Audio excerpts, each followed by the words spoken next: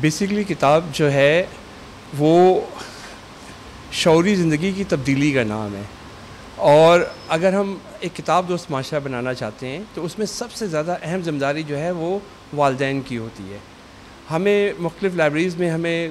بچے نہیں ملتے کہ وہ کتابیں پڑھنے والے ہوں، اور ایسا محسوس ہوتا ہے کہ جیسے لوگوں کی جو ہے علم حاصل کرنے کی جستجو ختم ہوگی۔ اس کی بنیادی وجہ یہ ہے کہ بیسیکلی وہ اپنے پیرنٹس کو جب دیکھتے ہیں کہ وہ کتاب نہیں پڑھ رہے یا ان کا پڑھنا لکھنا مفقود ہو گیا، اور اس کے مقابلے میں وہ موبائل اور ٹیبز اور اس طرح کی ڈیجیٹل ٹیکنالوجی میں انوالو ہو گئے، تو بچے اصل میں ان سے اثر لیتے ہیں۔ یہی وجہ ہے کہ جو کتابوں کی اہمیت ہے وہ بچوں کے نزدیک ختم ہوتی جا رہی ہے، اور وہ سمجھ رہے ہیں کہ یہی جو گیجٹس ہیں، ماڈرن گیجٹس یا ٹیکنیکل گیجٹس جو ہیں، یہی زندگی ہے۔ حالانکہ زندگی کا تعلق